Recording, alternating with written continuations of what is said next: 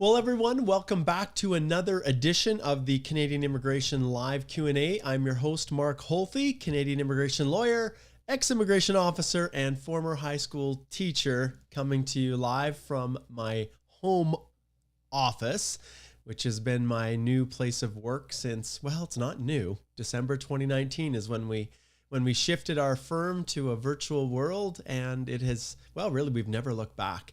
So welcome. If this is your first time, welcome. Those of you who are listening on the podcast, we're excited to be bringing these in audio form to you, as well as those in Twitterland and Facebook and LinkedIn and here, the Foundation YouTube. So thanks everybody for tuning in. And those of you who are wondering what this is all about, well, it's just like it says, it's a live Q&A. An immigration live Q&A. And so this is a rapid fire chance for you guys to get your questions answered. And it is my pleasure to do it. And I'll be honest, I love doing this more than probably anything else. Well, I like making courses too. I really do. I'll be honest. I really enjoy making those courses, but this ranks up there a very, very close second. So usually at the beginning, we take some time to do some shout outs, and I will continue to do that. I want to give a little bit of just some notice that there's going to be a few things that are coming up here in the future that I want you guys to watch out for. Now, one of them, we've heard lots of rumors that the minister in the spring is going to be releasing the new 18-month work permit program, but we have not seen anything yet. So this isn't Mark saying or doing any big reveal, but guys, we're closing in on April. And so I'm crossing my fingers that the beginning of April, we're going to see something. I just had a consultation with someone just before our live here where we were talking about strategy. His work permit is expiring in June, and he's wondering what his options are. His employer is not able to support him with an LMIA. So what are the options? So we went through all of those, and I directed him back, just like I direct all of you, right back, not to here, but to our firm website. And if you go to holthelaw.com, you can see, yes, we've got some great blog posts on the Ukraine initiative, and I'll talk a little bit more about that in a second. But right here, you can see how long can I stay in Canada after my work permit expires. We really need to rename this one.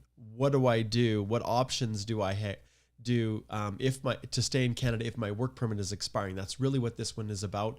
I know I've talked about it in the past, but you guys really need to go and check this out. It's a very, very comprehensive blog post by one of our lawyers in the firm, Alicia Backman-Bahari, who just did a wonderful job at drafting this. And of course, on our YouTube channel, we also have the corresponding live stream that we did on this topic where we answered questions, where Alicia dived in a little bit deeper. And so you definitely want to check that out, because I know there's a lot of you that are in that situation. Other people are patiently waiting. What is Express Entry going to do? What's going to happen with it? And we know just recently, last week, they've continued with their pattern, which was PNP draws. And you can see here, March 16th, a week ago, roughly, they did another PNP. And people are saying, oh, some draws are bigger than others. And they chose to take fewer candidates this time. So does that mean that it's going to start to open up? Well, no. This means that there were 754 candidates that had a nomination that were in the pool. And the lowest ranked score was 754. 924, my mistake, was the number of invitations issued. So this number is really just a reflection of how many people were in the pool. And when you scroll down here, you can see from the time that they issued it, March 14th, through to when when it actually happened. You can see there's 948 people that were in this range, and then the round of invitation came, and you have to take this with a grain of salt too, because you can see here the number of candidates that were in the pool as of March the 14th that were at 600 or higher were 948. And then you look here, because this is a PNP only draw, that's why the score is 754, 924. By and large, anyone over this range here potentially would have been extended an invitation to apply. And so 940, and then here we've got 924 that were ultimately, we don't know the circumstances. Some people may have pulled out of the pool. Excuse me. Other people, we just don't know exactly. So you have to take this with a grain of salt. But generally, you can see how many people are queued up in the pool. And every day, people are dropping out of the pool because their 1 year is expired. And hopefully they're watching it. Hopefully they're putting their profiles back in. But there's still limbo there. And if we look at the previous rounds and we click on these, you can see that the pattern has just consistently been there. PNP, PNP, PNP all year. And all the way back to the last CEC draw, which was on September the 14th. And yeah, it's been PNP since there. We know the minister has talked about stuff, hasn't he? He sure has. Well, what's he going to do? That's the question.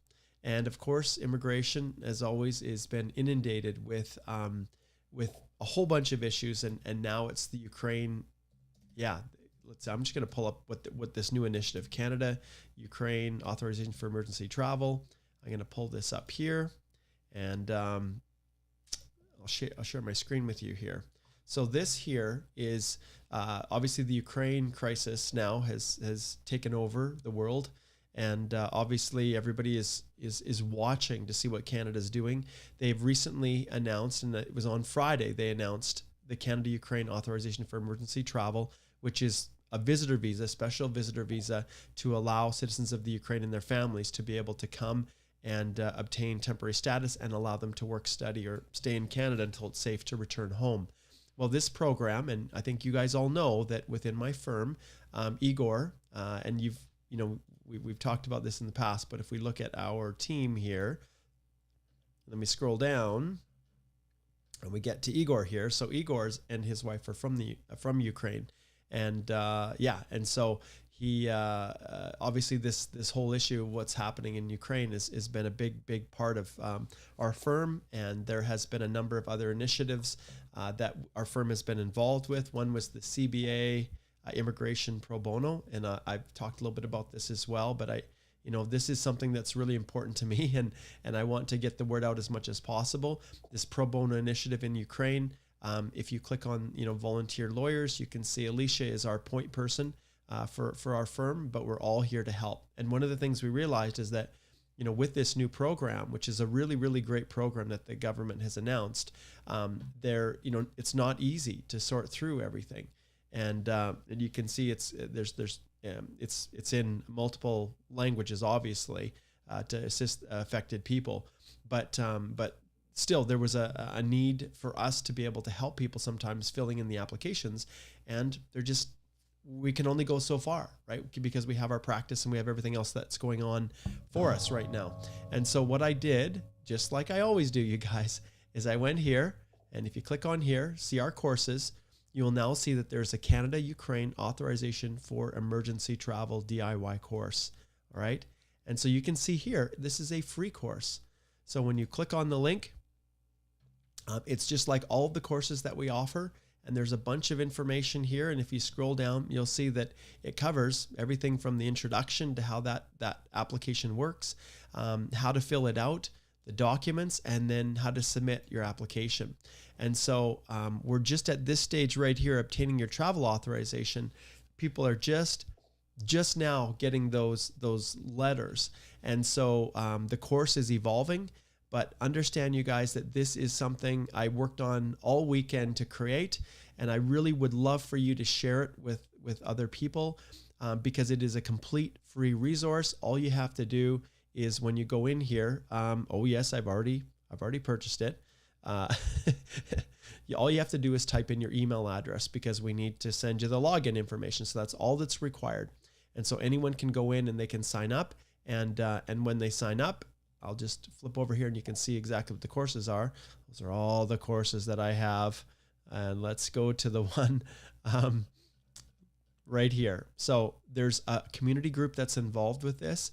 And this community group is something that I want people to come and to if they have questions, to post questions. And so you can see people are starting to post. This is a safe hub to get help and direction. And when you go through here, you'll see there's sections for just getting to know each other, traveling to Canada, job opportunities, because people are going to get open work permits, and then housing. So all of this is in here, and this is the actual group. And if we scroll back here and we go into the actual course itself here, you'll see that there is this is the course. And like I said, it's all free. And then on the right, you can see free pro bono assistance. When you click on this, it takes you back to here. And if you want to work with us or any lawyer that's in the region that you're looking to go to, there's a wonderful list of counsel that's being added, every day, that is available to offer free assistance. Now, the reason we created the course was because we wanted to be able to amplify our abilities. I better get back to the course here. And we wanted to be able to reach as many people as possible. So this is entirely free, and it's something that we're trying to do to help people. And it's entirely free of charge. So there we go. So share it, please. And if you looked at my email inbox, it's pretty awesome. There's been a lot of people that have subscribed so far since I launched it basically the day before yesterday. I haven't been doing a good job at letting people really know that it exists. But as of today, let's just see how many people we have. 171 that have registered for it. So let the world know it's free. It's there to help them. And and that's just one of the updates that I wanted to give. And then the last little piece before we jump into all of your wonderful questions is that within the Canadian Immigration Institute, starting on Monday, if I click on see our courses here and you scroll down, the Express Entry one was awesome. It was really, really good once again. But right here, the Spousal Sponsorship course and Masterclass is starting on Monday, March the 28th. And I am just putting the finishing touches, so there will be CPD accreditation for the immigration consultants. And this is a comprehensive course. And so just like all the others, we've had one go round with it, which is great. And but all, everything associated with this course it's meant to be detailed. So whether you're a new lawyer, whether you're a new consultant looking for instruction on how to do this stuff, or you yourself are filing your own application, it was created for you. So I'd love for you to slide over and join me. And it is going to be a great little course. And just watch social media. My new video editor, Phil is doing a phenomenal job at promoting it and getting the word out there. I guess I will just share one last little thing with you guys, and that is, let's just see here. Okay, let's see if I can find the right one. I'm gonna shift my screen over here. So I'm on my Twitter account here at Mark Holthy. And one of the things that we were playing with, it's been a month now. It's taken a while because of everything we have going on. But you'll see here as we scroll down. Wow, I've had a few posts since we last did this. Okay, just a second here. There is a spot here where I didn't realize that we had so much going on right here. Okay, so we had this idea to do a fun little video, and it's basically this tweet went out that says, "I'm an immigration lawyer, ask me anything." And so there were a ton of people that posted their questions in here. And so we selected, I think it was 15. And this is meant to be a fun, lighthearted video. And oh my goodness, it was so fun. I have a friend that's joining me right here. His name is George. And and so stay tuned for that. I'm going to be releasing that. Phil's working on the editing for that right now. So there we go. All right, let's jump in and we'll just do a couple quick shout outs. And Zana, I'm going to look specifically for your question here. Even though you spelled my name wrong, I'll forgive you. So let's see here what Zana's question was. Okay. So, and Zana's obviously, it looks like has reposted it 5,000 times. Okay, Zana, you're a crazy person. You are a crazy person. One time is sufficient. Okay, I will answer this one. Please stop posting it over and over. All right, applied to the TR to PR, AOR, November 29th, ADR, tree time, still waiting portal, near 4 months, any idea? No, Zana, I don't. When it comes to the TR to PR pathway and all of the discussions that I've had with immigration, they have indicated very clearly that this is not something that they have placed a priority on. They have certain officers that are working on it. There's a large backlog in the annual levels plan. They have spots for the TR to PR pathway to land in Canada in 2022, as well as up to, 30 or 40,000 for landings next year. And so let's see, IRCC levels plan 2022. Let's pull it up and I'll just show you what I'm talking about here. Okay, I'll shift my screen over. So right here, you can see that we have in the economic programs, federal economic public policies, that's the TR to PR. And you can see the target for 2022 is 40,000. That's the average. And then if I just scroll back down here and move this over a bit and scroll back up, you will see here that there is still allocation in here for 32,000 more for next year. And so they are not expecting to land everybody in the TR to PR pathway in 2022. So they expect that there's going to be some that are going to land in 2023. So it could be, you know, that doesn't mean they're not going to be processed in 2022.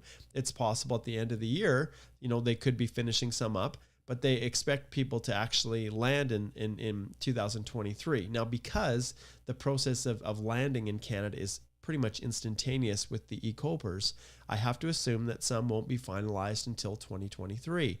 And then you can see as you go further, and let's see if I can slide it over. Oh, there we go. I can figure it out with my keyboard. You can see they expect them all to be landed in 2023 and that program to come to an end. And then you can see, and then if we scroll, we can see up to the federal high skill in 2024, it's up to 111,000. Can you see that massive jump? And then when we go to 2023, 75,000. So they're bumping right back up. And then this year, of course, it's at 55.9. All right. There you go. Super comprehensive answers, Anna. Your wish is my command. Okay. All right. We'll do a couple of shout outs here. Salam, good to see you. And Vishvesh says he loves the intro music. That's great. Ami, good to see you. I'm doing very well. The sir says, hello, Mark. Hope you're doing great. The sir, I sure am. And we're going to keep our fingers crossed for you, right, my friend? We want that application of yours to get approved. Aisha, hello. Good to see you. And Mariana says, hey, Mark, always watching from Toronto. Thank you for everyone's work at the Canadian Immigration Institute. Thank you, Mariana. I will give you one of these, a nice applause. So thank you so much for doing that. I appreciate it. Okay, I'm trying to figure out what's going on here. What does it say? Possible audio feedback. Okay, maybe it's better. Maybe the audio is better. Okay, so here we go. Oh, Ankit. Oh, there is a celebration as well. Let's give him a little shout out. So Ankit says, hello, Mark. I finally got my PPR. Been waiting since December 2019. Thank you for answering all my questions, Ankit. I'm so happy for you. This is great. So all of you who are struggling, understand that Ankit finally got his passport request and he filed in December 2019. Okay. So if you're in that range and you're asking these questions, understand that you are in the normal processing queue, at least normally atrocious processing queue. So thank you so much for that intel, Ankit. That's great. Steel Cycling says, hey, Mark, greetings from New Delhi. Great to have you here. Ayesha, I hope you're doing well as well. And Zoha's in Mumbai. We love your work. Zoha, there may very well be a time coming in the future where Mark is now going to start traveling and making some in-person appearances. And so that's in the works. So stay tuned and I will definitely be coming to India. All right. I'm doing well. UP10 says, all right. So what I'm going to do is, okay, this is a good question. Hardy says, hi, Mark, will you ever go back to working from an office with all your lawyers? No, I never will. In December 2019, before the pandemic, we made the decision that we were going to go virtual. And why? It's because of the way we work with our clients. We don't do a full kind of, big brother, you can't file your application, we have to do it for you approach. We don't. We believe in working with DIYers at heart, just like every single one of you guys who has an invested interest in wanting to know and understand. We teach our clients, we educate them, we empower them, and we are right there along with them to support them collaboratively. And we forensically go through applications before they get turned out. And let's face it, like, what purpose is served by babysitting a file on the other end? If you and me are working on your express entry or your PNP or your spousal together, and we're making sure that there is nothing missed on that application, because remember, I could miss something and you could miss something. But the likelihood of us both missing when we're looking at it together is very, very rare. And so that approach, which is our, this collaborative approach we do it all through screen shares. I can literally work in the mountains at Waterton, where I will be heading this summer and spending a lot of time. And over Easter, we are going to be there with my family. We're going to spend up in the hills. And thanks to Elon Musk, we now have Wi-Fi. So I will definitely be broadcasting from there through that weekend. But that's what the ability that I have to do. And every single one of my lawyers does as well. So if you're a lawyer looking for an opportunity, you have experience in immigration law, and you've got a little bit of practice you can bring with us, we would love to have you, because you can literally live anywhere you want in the world. And for example, Chanel, one of our new hired lawyers, she spent a month in Europe working from Europe as she went back to visit family. So so there's a short answer to that one. Okay, Shay says, looking to seek legal representation for spousal sponsorship, is step-by-step course provided for common law sponsorship for completion of first draft of the application. Shay, the course is designed to give you everything that you need to prepare and submit your own application. And the best part of the whole course, if I flip back here and go to the actual course, is that this approach right here, March 28th to April the 1st, those 5 days every evening are 1 hour sessions where you join me live just like this, and I answer every question that you have that is not otherwise covered in this fulsome, on-demand course structure that you can take in your own time when you have the opportunity to. These are all the modules: learning the basics, preparing your forms, gathering your documents, compiling, submitting. You can see the structure, right? We're getting pretty good at this now. And so you can absolutely come in and join, and that is what it's for. And if people need or want to then retain us after for, to assist and review applications, then I give you your money back for the course. So it's pretty simple, I'd love for you to connect, Shay. It would be awesome. Okay. Okay, Ellis, give us more information, because I can tell you there's so much news out there, so much speculation, the secret memos, all this kind of stuff, that this is going to happen, this is going to happen. And so why don't you tell me which one you're referring to, Ellis? Okay, I think I saw a super come through. Let's see here. Okay. All right. This is a great question. Chahan says, can calling IRCC every week impact their decision? There was a time where I really felt bad for immigration, and I would say, you know what, guys, don't call them. I'm going to just expand this so everybody can see this just a little bit better here. There.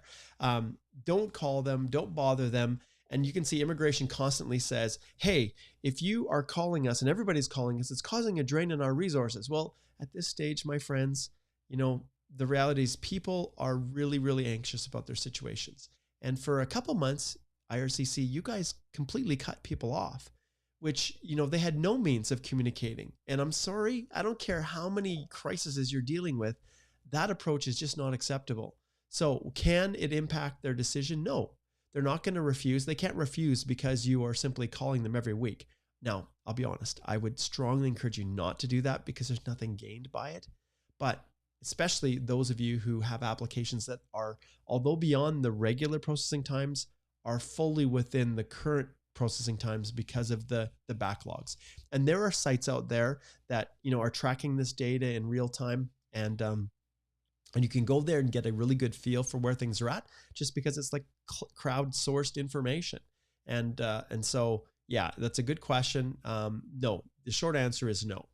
Okay, next super here. This one is from Shikar.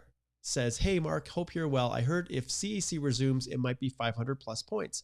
I have a Canadian bachelor's and 1 year of experience, but seems it's going to be very difficult for us students. So understand that maybe initially, like maybe the first draw or two, it might. And if we go back to the rounds of invitations that we were looking at before, I'll just pull this up here, flip it over again. If you go back here and you look at what's in the pool, and we can break this down. We'll go back to the actual, go back one more here. Okay, so you can see here, this is as of March 14th. So we know that these are kind of flushed out, right? Because we had everything 754 and above. And the real, even though this is 600, understand that a person really, I think it's about 70. I did the math last time for someone to be eligible under they have to be eligible under one of the programs. So CEC was, I think, what was the lowest? I think it was like 68 or 69 points to have the very, very bare minimum to qualify through CEC. But for the vast majority of the candidates that are coming through the PNP, you have to have the 600 for that plus human capital points, which that's why it brings it up to here. So someone had 154 human capital points added to the 600 to get here. So with that being said, you can look at this and you can see, and I'm grateful that they've now shifted and provided this information here because we can see where people are at. So if you are sitting, now let's just flip back here. You said you're sitting at, okay, so it might be 500 plus. So if we look at here and we look at the numbers that they've traditionally issued, the number of candidates. So here you can see the scores 490. We have, well, let's go up here first. Okay, so we've got over 5,000 here. So have we seen a draw of 5,000? Yes, we have. Are they going to do a draw of 5,000? I'm not sure. But if they did no program specified draw, okay, let's say they did that, which included PNPs, it's possible that it could take 2 rounds. Now, of the people at the 501 to 600, remember, once they're drawn, they're flushed out. And I truly don't believe that there is an overwhelming number of people that are going to be piling in to fill this section up. Because remember, this has been accumulating for CEC alone. It's been accumulating since, well, what do we say, September, and then for the no program specified draw since December of 2020. And so because of that, it's taken a long time to even build this up into here. So yes, the first few draws will definitely be over 500. I believe they will, but it will slowly, once these people are flushed out, then it's going to drop down into this category where you can see 490 to 500, it's 3,000. 481 to 490, it's 6,000. So yes, more people might start applying again, but I truly believe it's going to drop down before 500. So, and that's just looking at the data, right? So, all right, great question. Okay, let's jump back in here and let's get to some other ones. And I also want to point out that if I don't get to your question, please forgive me. I do the best to try to track and map and figure out where people are at. And I know that in some instances, people come on and they watch and they wait and hope their question's answered. And I'm not able to get to it. There's too many people asking the questions. I always get to the supers, but when it comes to getting assistance, all you have to do is come to our firm and book a consult with one of our amazing lawyers here. And we're here to help and support you. And I can tell you, I can cover a whole lot more in 25 minutes than I can in about a 30-second response. And when you're asking specific questions about you personally and your situation, I can't really give you legal advice in here anyways. It has to be specific information that can benefit everyone. So take that into consideration and don't hesitate to reach out to book consults, because literally in that consultation, we can help you to map out your strategy and your plan going forward. And with more facts, more details, more information, and more time, we can really give you legal advice to benefit your specific situation. But this information is just that. It's just information. Okay, next super. This one is from Rashid.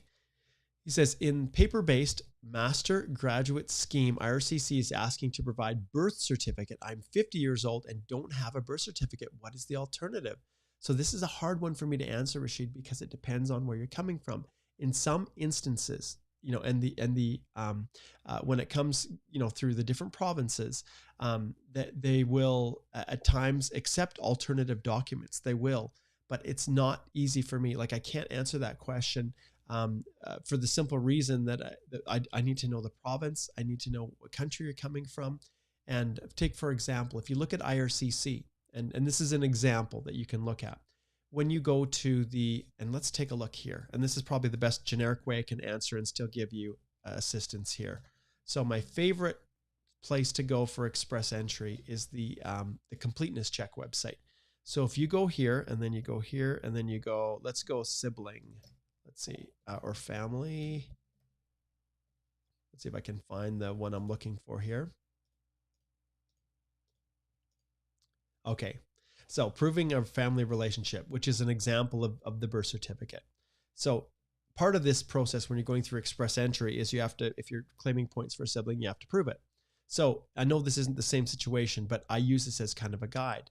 So you'll see here, it says that you need to prove a relationship and you need to provide a birth certificate. So this is one example. And generally speaking, the PNPs do follow to some extent the direction that IRCC is giving when it comes to providing this. So for this, a birth certificate, an official document naming the applicant as a relative, in this case, official document confirming your birth.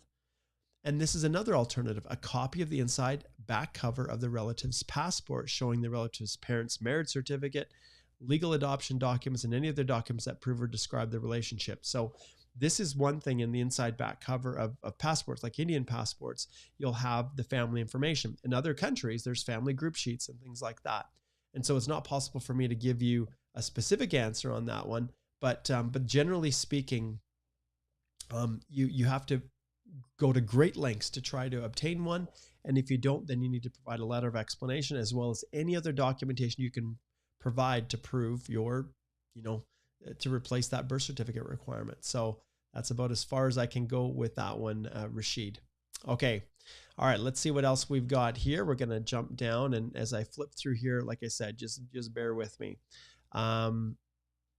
Let's see here. And a question like this as well. I'm going to put this in here. I'm just going to pull it up for Kilov here. Yoshi says, I'm a lawyer in India with 3 years work experience. Can I apply for a student's visa or FSW? So this one here is where I ring that bell and I say, you really need to head over to our firm and book a consultation so that we can examine your whole situation to see what the options are.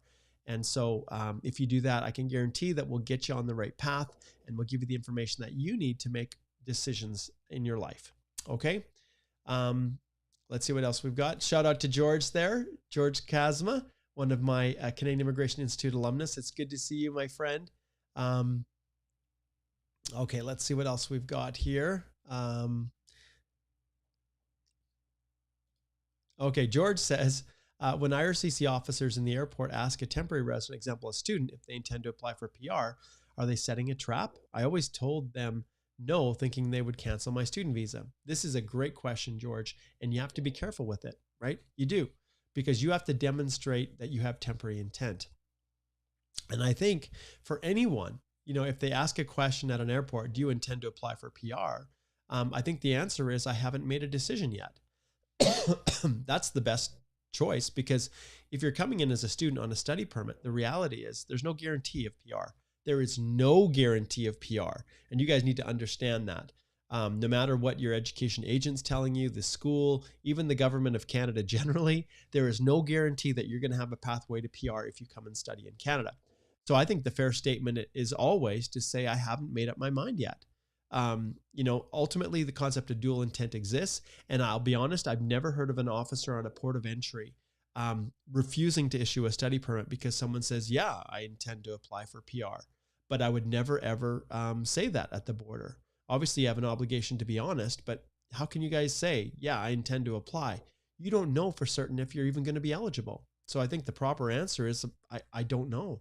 I haven't made any decisions yet. I'm here to study, right? Great question, George. I'll give you one of these, my friend. Okay. Now let's see here. I'm just going to make one little adjustment. I have, like I said, I have my new video editor, and he takes these ones and he strips out the audio and he chooses the best questions. And then from those really good questions, he then creates little tinier segments where he, let's see here. Let's see if this is the one. I had this on here, but it's not showing up. So I'm trying to figure out why. Let's see. I'm going to add this on here. Okay, that's the one. But for whatever reason, that live is the key for Phil to know that this is the one that this is the question that he that he should cut out because it's an awesome question. Okay, a little side note there, and you guys get to see how this works in real time. It's kind of fun with these live streams because I can literally do anything that I want. And yeah. All right. Let's zip through some other questions here as I'm multitasking. Okay, there we go. I just wanted to pull that up. And then this is there's the blinker. Okay. All right. We're good. We're good. We're good. Let's continue on here. Okay, so next question. Let's see here. Okay. All right. Okay, we'll answer this one too, George, just because you're a faithful old alumnus, my friend. Okay, so George, this is his second question. And he says, when IRCC and airports ask to collect old study permits to shred them and dispose them, are they allowed? They tried to take all mine once and I refused. My friend was forced to. Sorry for the long question, but I believe they're very important for TRV people. No, George, you have no ability. Like, you shouldn't refuse to let them take it. Ultimately, those study permits, you should have had a copy of them. When you have a new study permit issued or you're issued permanent residence, they can take them. They have the authority. I'm surprised that you didn't have more trouble, George, because they have the ability. They can take them if they want to. They're the ones that make the final decision as to whether you can come in or not. And if they choose to, to not grant access, they can do that. But just having them in your possession or not is irrelevant. Make sure you keep a copy of them. They serve no purpose if they're expired. If you transition to PR, they don't. They actually don't serve any purpose. And the reality is, why do they collect them? And remember, I was a border officer. It's because some people, not all people are ethical or honest, will take them. And I'm going to adjust my camera here. It's a little bit too high here. There. Okay, that's a little bit better. One of the things that they do is people will take them and they will fraudulently alter them. And once they're done, and obviously someone could do that even while they're in valid status, but sometimes those study permits get stolen from people's homes and they're expired, but then people use them to make fraudulent documents. And so it's a little stretch, but that's one of the reasons the officers feel like they want to collect them. So, all right, there you go, George. Good question. Okay, let's keep zipping through here. And I know, like I said, if there's people that are getting their questions missed, please slide over with your specific questions, because I can't answer them anyways, and book a paid consultation. Okay. Okay, so this one's from Islan. It says, hi, Mark, can an open work permit holder sponsor their spouse to come to Canada? If yes, what does the sponsor need, and what does the one being sponsored need to have to for a successful sponsorship process? Okay, so it comes down to what you mean by sponsor. So an open work permit holder cannot sponsor their spouse to come permanently to Canada. You need to be a Canadian citizen or a permanent resident to do that. However, there is a spousal open work permit.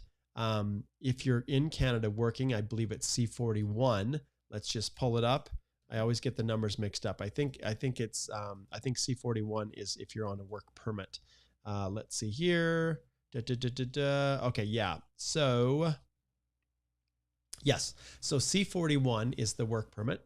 That's the code the government uses for the purposes of spousal work permits for individuals who are currently working in Canada on a work permit. However, the rules are pretty simple.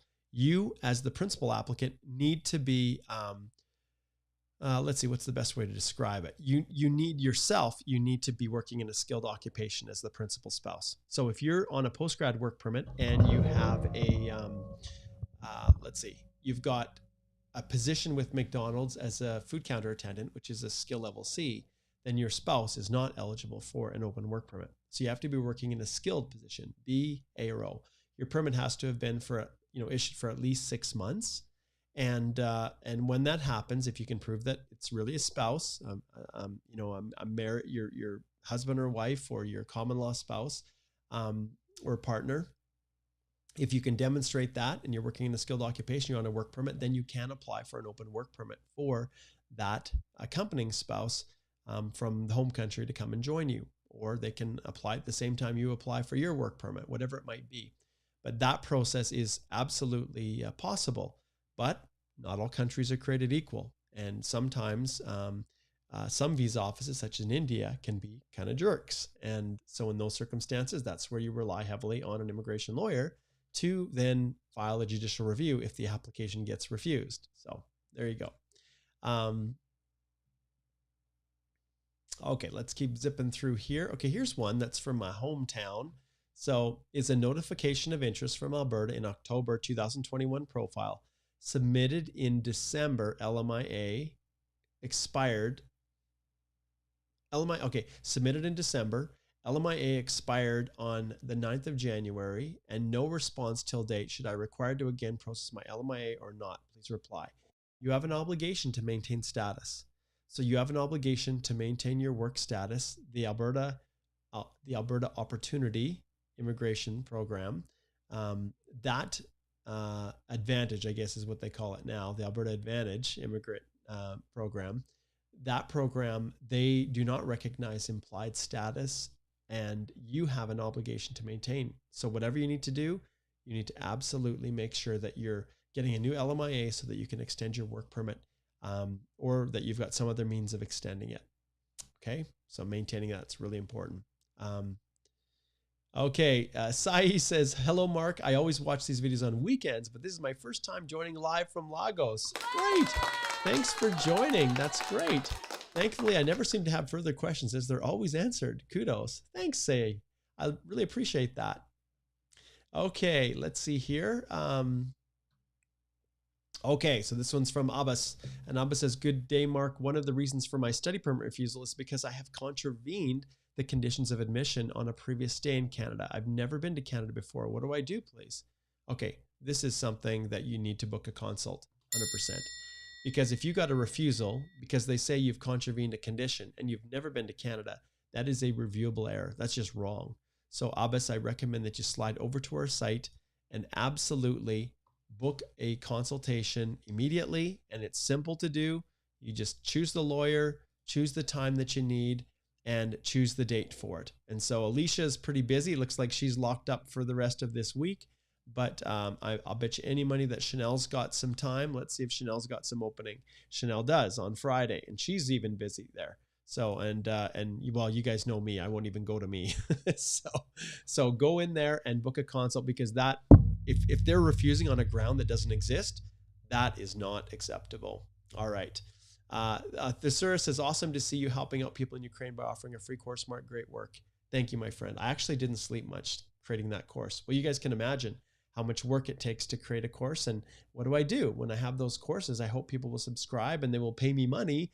And then I can teach them in a large group at a lower cost than they would normally pay if they were to retain me directly. But I'll tell you, I'll be honest, many people who do take the course, they take advantage of the discount for taking the course and going through a collaborative review. So lots of people who take the course actually do retain us. And I'm going to rename that because, I was thinking a lot about it. People don't understand. This isn't some frivolous review. Like I've seen some people out there send your application in, they'll review it and send it back. This is us going through it together with you, making changes in real time and even uploading the entire application. You guys control it through Zoom, and you actually click the submits. We don't get any login or password information from you. You control the process, but you get the full force of an immigration lawyer with you every step of the way. That's our model. That's our Holthe Immigration Law Advantage process. So great comment. Thank you so much, sir. That really, really means a lot. Okay, Moodit says, hello, is SAIT a good college for international students? Do they offer postgrad work permits? SAIT was my arch nemesis. So I played volleyball. I was the captain of my volleyball team at Lethbridge College, and we would play SAIT, and we would have some good old battles with the Southern Alberta Institute of Technology. Great school, really, really good school in the country, and absolutely, it's a good college. Do they offer postgrad work permits? Absolutely, they do, without a doubt. And I'm going to go back to the YouTube channel, and I just don't think you guys have paid attention to what I just did last week. Excuse me. And I also have the podcast episode associated with it. But if you go back to our YouTube channel, those of you who are listening, you can check out the episode on the podcast. But I did a special presentation with LJ, excuse me, an immigration lawyer in Ottawa. Excuse me, I got this scratchy throat now that's causing all kinds of problems. So Lou Jansen Dangsalon, he joined me to talk about the DLI approval ratings. And you guys have to realize this is unbelievable. This is basically, he has statistics on the success rates of the schools and which DLIs are, are really better than others in terms of approval ratings, and source countries, which countries are obviously, that was another video that we did in the past, the approval ratings for certain countries, which sometimes are really, really low. So sometimes it's more important to know where you're coming from, as to this chance of getting your study permit approved. It's almost, well, just as important as knowing which school you're applying to. Generally speaking, public universities, public colleges like SAIT are going to have a higher approval rating or higher success rating than private schools for the most part, but there are always exceptions to that. Okay. And there are some excellent private schools out there, and there are some public schools, but generally speaking, the public ones are always, well, they're a really high caliber school. Okay. Let's see here. We're going to zip down here as far. I think I might have another super here. Make sure I'm not missing one. Okay. So we've got a couple that popped in here. Okay. So this question is from Amy, and Amy says, FSW Outland EEAOR September 19th, 2020, will a study visa refusal from Germany and Austria play a role in the express entry application? How's work experience verified? I'm not been in touch with my previous employer since a year. So you've got a couple questions piled in there. So the first thing, no, a negative, like a study permit refusal, a visa refusal to another country will not generally impact negatively on your PR application. And this is one of the big misconceptions out there. People believe that because they've had a prior refusal that, and even some agents out there are telling people, some of these helpful immigration advisors are telling people that they should not disclose a prior refusal. Immigration isn't going to find out anyways, and it could harm your application. That is simply not true. What will harm your application is misrepresentation in any form. And so in your situation, a study visa refusal from Germany and Austria will only be a problem in your express entry if you did not disclose it, because then it can trigger misrepresentation and a 5-year bar. Now, you also indicate how is work verified? Well, they will use public sources. Does the company exist? Can they search for it? Can they Google it? Can they look at LinkedIn? They look at your profile. Do you have a LinkedIn profile? Do you list that employment on it? And that's another pro tip I'm giving you guys right now. Do they, do they actually go and call? Well, if there's some reason to believe that it's maybe fraudulent or they can't otherwise verify, then sometimes they might try to call the employer. Obviously, if you haven't been in touch with them for a year, well, that's not the end of the world. If your reference letter is good, you've got pay slips and things like that to support it, then generally speaking, you're going to be in a good position to have that approved, regardless of whether or not you've been in touch with the employer. Hey, they wrote the letter. They're going to be able to verify the content of it. And if there is a situation where the person who signed the letter is no longer there, then I would reach out and let them know, hey, could you make sure someone is available and can answer questions if they do call? I would reach out and just set that up, Amy. Okay, great question. That was a really, really good question. Okay, next question here we have is, this one is Valiant Tech. Okay, it says, can I move accompanying spouse's education to personal history if I'm not claiming any points for that? No ECA. I already have an ITA. Okay, well, here's the thing. Like, I wouldn't get too bent out of shape. I'm assuming that when you entered the spouse's education in there, you indicated that there was no educational credential assessment. So if it's already in, this is my own little pro tip that I teach in my express entry course. If you've already entered it in, then I tend to leave it. If you have the degree, the diploma, then I just upload it in there regardless, even though it's not specifically necessary. But when it comes to the personal history, you're not going to move it, right? It's absolutely going to be included in the personal history, regardless of whether you put it in the study history or not. So, so the accompanying spouse's education, you're going to indicate there's no ECA anyways in there. I hope you did. If you didn't, then I recommend you book a consultation, because you have to describe it properly. But if you do it right, if you describe it properly, then it's not going to be a problem. And the letter of explanation is the secret sauce. which is once again something that I teach in the course, how to create it, how to, I provide templates and all of those kinds of things. But in your situation, if you already have an ITA, then you have to be careful how you structure it. Any changes you make from the profile to the APR, you need to explain those. But generally speaking, it's not going to be an issue if you don't have an ECA, provided you entered the education without one, which I have to assume you did. There's no points being awarded for it anyways. And but if you did put it in there, it's possible it can ask for the education. And if it asks for the education, then just upload the degree and the transcript. Okay, so great question, Valiant Tech. And yeah, that's another good one.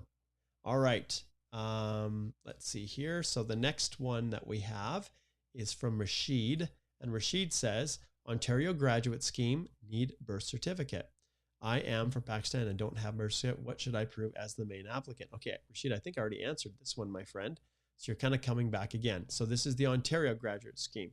Okay, well, the reality is, and this is where it becomes harsh. Okay, so for Ontario, yes, they tend to be a little bit more strict. The reality is your only option, if you don't have it, is to get whatever evidence you can in whatever shape or form to try to prove that birth status in any means possible. If you truly don't have a birth certificate, then you need to provide whatever you would normally get from Pakistan to prove that you really are the son of your parents. And it's not enough to just say, oh, I can't get it and provide an LOE. So you need to go to great lengths, every effort that you can. And after you've exhausted all those efforts, then I will often include a statutory declaration, an affidavit, a sworn statement from whoever I can, a statement from, parents that's, notarized by a lawyer, whatever I can to confirm. Even if there's, in addition, I would include if there's any basically any document and every, I don't know all the possible alternatives in Pakistan to a birth certificate, but the onus is on you to prove it. And at the end of the day, OINP has the ability to choose whether or not to accept it. So they have the ability to say, well, I'm sorry, Rashid, you didn't provide a birth certificate. It's what we require, so we're not going to approve it. And that's a reality. But when it comes to trying to submit other things, you just do the very, very best you can. You make your pitch, and then you have to leave it up to the officer as to whether or not they will accept it. I know it's really tough because for IRCC and express entry, they don't require birth certificates, right? But it's a reality. All right. Okay, let's see where we're at now as I zip through. And all right, let's see here. Oh, that's hilarious. So I just saw this. George says, haha, did you just call that fictional character George? Yes, I did, but it's no tie to you, my friend. When I bought the puppet, that was the name that they gave him. So I didn't actually name George. And what he's referring to is I already closed it. I won't go back if you guys are jumping on. I recently did an Ask Me Anything thing on Twitter, and there was like over 170 questions, comments.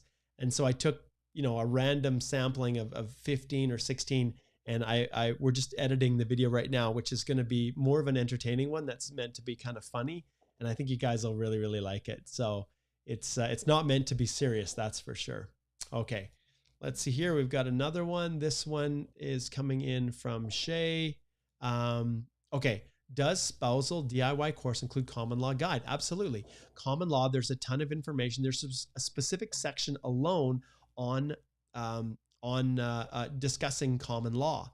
And when it comes to, proving common law, the whole nature of it is it's pretty well laid out, like even in the document checklist, but in those 5 hours of live sessions, we can talk about literally anything that you want to talk about, Shay. And absolutely common law, which you guys know, 1 year living together in a, in a centralized mode of existence where you have shared, expenses, shared lives, that we definitely cover in the course.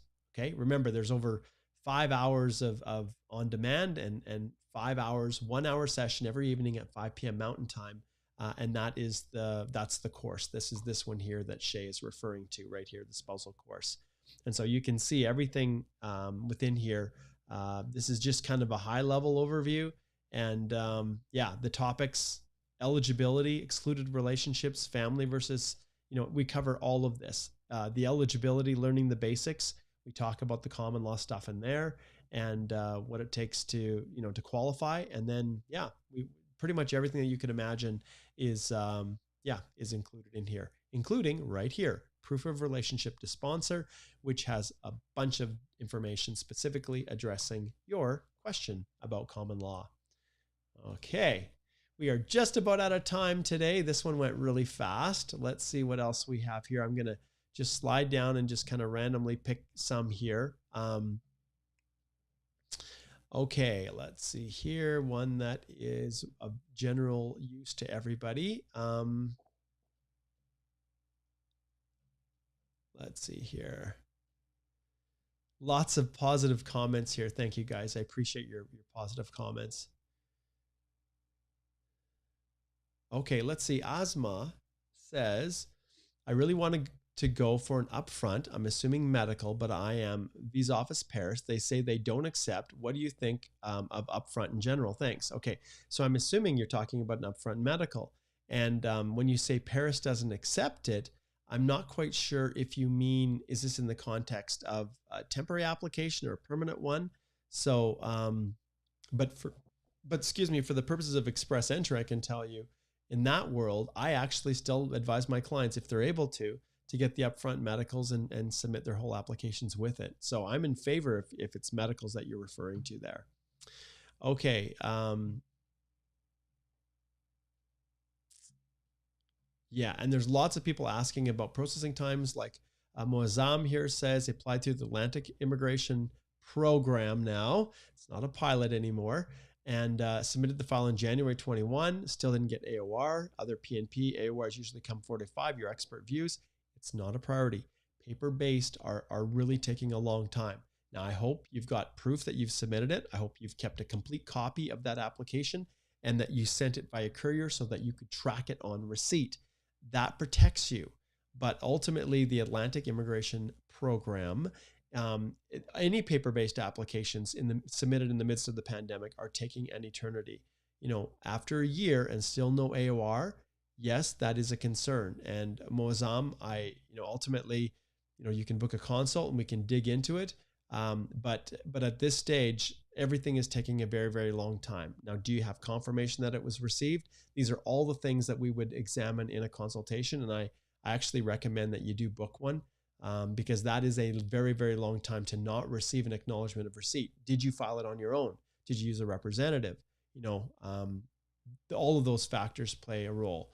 Did you file it through, I don't think at the time, January, the portal allowed for it. I'm assuming it was a paper-based, but those are all the questions that I typically ask. Okay. Let's see if we can pull up one more here. Let's see here. You guys and your duplications, that's not helping. Okay. Let's see here.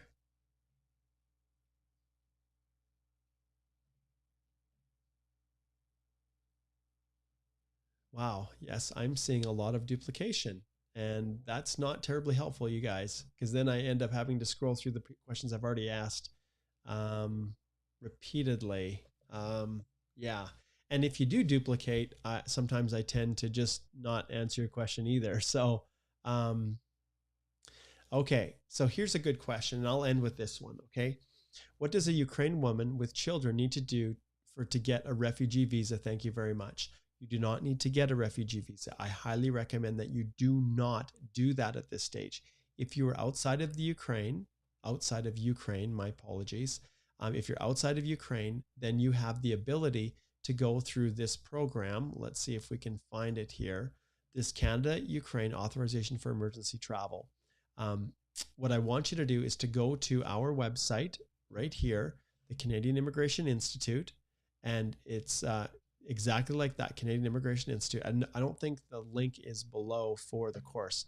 And you can click on CR courses, and it will take you to the Canada-Ukraine Authorization course. And in here, this is a complete step-by-step instructions. We'll just open this up here. There. It's complete step-by-step instructions on how to apply for a special emergency travel authorization for you and your children to be able to come to Canada. When you come, you're issued essentially it's a visa to come and an open work permit that can be valid for up to 3 years and can be extended. So you can come and work. And as long as you are a citizen of the Ukraine or family member of a citizen of the Ukraine, then you can benefit from that program. So I highly recommend that you slide over here, take advantage. It is completely free. And if I was to look even right now, I think it's probably increased the number of people that have registered for it compared to when we even started it. So it's just going like, there's been a ton of people that have registered for it. So let's just see where we at right now for registrations. Yeah, we're up to 174. So yeah, please slide over. It can give you information. It can explain the process and help you understand. So my heart goes out to you and your children. And I hope that you're safe and that you can find a pathway to Canada. All right.